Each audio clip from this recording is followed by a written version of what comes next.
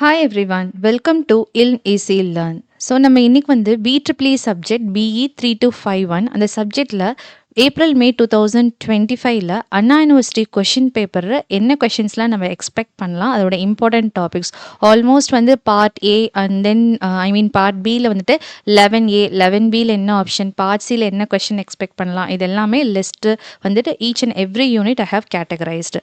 So we will see one by one.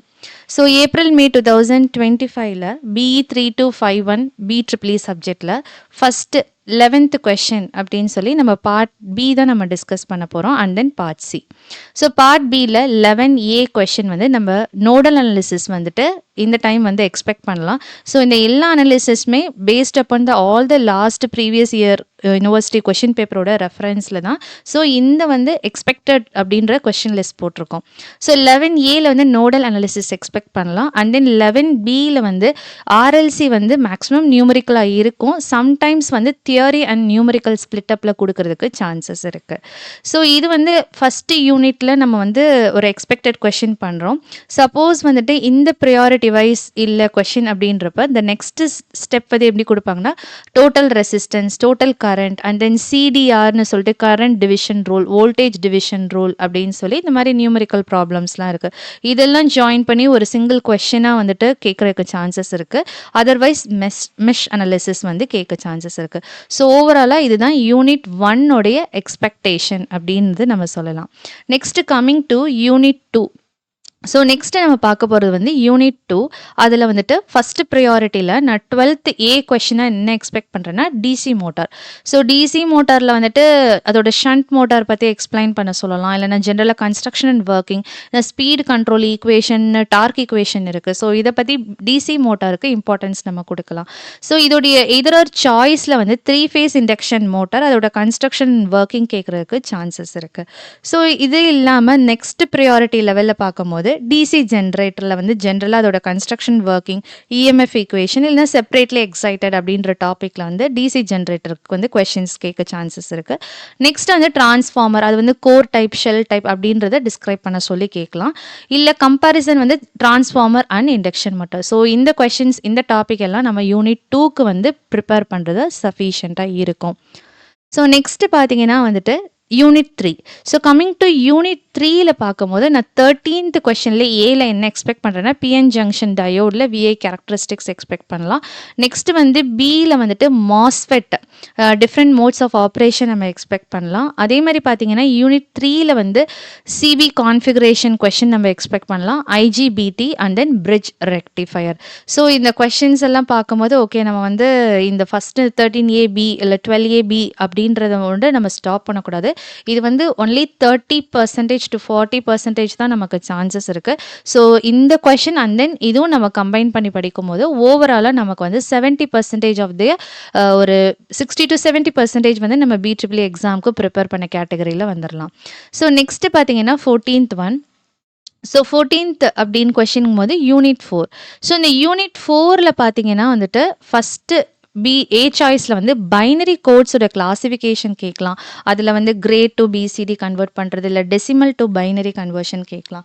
இல்லைனா வந்துட்டு 14th பியில் வந்துட்டு நம்ம எதர் ஒரு சாய்ஸில் வந்து எஸ்ஓபி பிஓஎஸில் வந்து கெனானிக்கல் ஃபார்ம் ஒரு சப்டிவிஷனாகவும் கே மேப் ஒரு சப்டிவிஷனாக கேட்கலாம். இல்லைனா அலோன் கே மேப் மட்டும் கேட்குறதுக்கு சான்சஸ் இருக்குது. அதர்வைஸ் இது ஒரு சப்டிவிஷனாலும் அனதர் சப்டிவிஷன் வந்து நேண்ட் கேட் ரியலைசேஷன் அப்படின்ற ஒரு கொஷின் கேட்க சான்சஸ் இருக்குது. ஸோ இதை ஃபஸ்ட்டு ப்ரியாரிட்டியாக லேர்ன் பண்ணிக்கோங்க. அண்ட் தென் செகண்ட் பார்த்தீங்கன்னா and or gate realisation related numerical problem, error detection correction codes, அதில் ஹேமிங் கோட்ஸ் அப்படின்னு சொல்லி இருக்கும். ஸோ ஹேமிங் கோட்ஸோட நியூமரிக்கல் பார்த்துக்கலாம். நெக்ஸ்ட் வந்து ஃபுல் ஆடர் அப்படின்ற டாபிக். ஸோ இது வந்து யூனிட் 4க்கான ப்ரிப்பரேஷன். நெக்ஸ்ட் பார்த்தீங்கன்னா யூனிட் 5ல வந்து ஃபஸ்ட்டு கொஷின், அதாவது ஏ கொஷின் வந்து moving coil, moving iron topic வந்து இந்த வாட்டை எக்ஸ்பெக்ட் பண்ணலாம். பியில் வந்து டிஎஸ்ஓ, டிஜிட்டல் ஸ்டோரேஜ் ஆசிலோஸ்கோப், இதை வந்து நம்ம எக்ஸ்பெக்ட் பண்ணலாம். ஸோ நெக்ஸ்ட்டு நம்ம படிக்க படிக்க வேண்டிய கொஸ்டின் வந்து பவரில் வந்துட்டு 3 ஃபேஸ் 2 வாட் மீட்டர் மெத்தட் படிக்கணும். நெக்ஸ்ட் எனர்ஜி மீட்டரில் operation and single phase topic and then data acquisition system. So இது எல்லாமே யூனிட் 5க்கான ப்ரிப்பரேஷன் டாபிக். ஸோ நெக்ஸ்ட் நம்ம ரொம்ப ரொம்ப இம்பார்ட்டண்டான இந்த பார்ட் சி தான், அதாவது 16th கொஷின். ஸோ இந்த வாட்டி என்னோட அனாலிசிஸ் படி ஃபஸ்ட்டு ஏ அப்படின்ற சப்டிவிஷனில் வந்துட்டு யூனிட் 1ல் மெஷ் அனாலிசிஸ் கொஷின் இல்லைனா ஆர்எல்சி வந்துட்டு நமக்கு எக்ஸ்பெக்ட் பண்ணலாம். நெக்ஸ்ட் பி அதோட எதர் சாய்ஸில் நம்ம என்ன எக்ஸ்பெக்ட் பண்ணலாம் அப்படின்னு பார்த்தீங்கன்னா யூனிட் 4. ஸோ யூனிட் 4ல் பார்த்தீங்கன்னா வந்து எஸ்ஓபி பிஓஎஸில் வந்துட்டு கேமேப் ரிலேட்டடான நியூமெரிக்கல் கேட்கலாம், இல்லைன்னா கெனானிக்கல் ஃபார்ம் கேட்கலாம். ஸோ அண்ட் தென் அதோடைய இன்னொரு சப்டிவிஷனாக ஃபுல் ஆர்டர் வந்து சான்சஸ் இருக்குது. நெக்ஸ்ட் யூனிட் 5 வந்துட்டு எதர் இந்த பியில் வந்து யூனிட் 4 ஆர் 5 கொடுக்கலாம். ஸோ யூனிட் 5 சப்போஸ் கேட்டாங்க அப்படின்னா energy meter question and then 3 phase இது எல்லாமே நான் யூனிட் 5 இது எல்லா யூனிட்லேயும் நான் இம்பார்ட்டன்ட் கொஸ்டினாக கொடுத்துருக்கேன். ஸோ பார்ட் சியில் நம்ம இந்த யூனிட்க்குலாம் இம்பார்ட்டன்ஸ் கொடுக்கலாம். ஸோ இது சொல்லும் போதே நம்ம இந்த யூனிட் 1, 4, 5 வந்து ஆல்மோஸ்ட் எல்லா கொஸ்டினுமே ப்ரிப்பேர் பண்ணிக்கணும். ஏன்னா பார்ட் சியில் இதில் கொஸ்டின்ஸ் வந்து இந்த யூனிட்லேருந்து வர்றோம் அப்படின்றது என்னோட எக்ஸ்பெக்டேஷனாக இருக்குது. பட் வந்து ஃபியூச்சர் கண்டிப்பாக நமக்கு வந்து என்ன கொஸ்டின் பேப்பர் வரும்னு கண்டிப்பாக யாருக்குமே தெரியாது. பட் ஆனால் இதெல்லாம் வந்துட்டு ஒரு அனலிசிஸ் லாஸ்ட் இயர் இருக்கக்கூடிய ப்ரீவியஸ் இயர் எல்லா கொஷின் பேப்பரும் அனலைஸ் பண்ணதில் வந்துட்டு எனக்கு என்னோட அனலைசிஸில் இந்த கொஷின்ஸில் ரொம்ப இம்பார்ட்டண்ட்டாக நான் வந்துட்டு எடுத்துக்கிறேன். ஸோ டேட்டா அக்வெஷன் சிஸ்டம் வந்துட்டு நம்ம எக்ஸ்பெக்ட் பண்ணலாம் யூனிட் 5க்கு. ஸோ இது எல்லாமே இந்த இப்போ கொடுத்த எல்லா கொஷின்ஸுமே நம்ம ப்ரிப்பேர் பண்ணும்போது ஒரு 70% ப்ரிப்பேர்ட் அப்படின்னு நம்ம சொல்லலாம். ஸோ அந்த 70% ரொம்ப தரோவாக ப்ரிப்பேர் பண்ணி நம்ம எழுதும் போது தான் நம்ம 70 மார்க்ஸ் எக்ஸ்பெக்ட் பண்ணலாம். ஸோ நீங்கள் வந்துட்டு கொஞ்சம் நல்லா ஸ்ட்ராங்காக ப்ரிப்பேர் பண்ணிங்கன்னா பரவாயில்ல. ஸோ இதெல்லாம் நீங்கள் முடிச்சுட்டு நெக்ஸ்ட்டு இருக்கக்கூடிய சிலபஸ் டாப்பிக்கும் நீங்கள் கவர் பண்ணிக்கோங்க.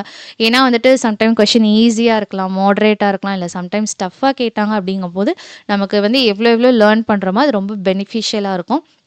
ஸோ எல்லா டாப்பிக்குமே நமக்கு வந்து லேர்ன் பண்ணோம் அப்படின்றப்ப ஒரு இதாக இருக்கும். ஸோ அந்த ஹெசிடேஷனுக்காக ஸோ அதுக்கு ஒரு பிரேக்காக தான் நம்ம இம்பார்ட்டன்ட் டாபிக்ஸ் வந்து நம்ம அனாலிசிஸ் படி நம்ம வந்து லேர்ன் பண்ண போகிறோம். தேங்க்யூ.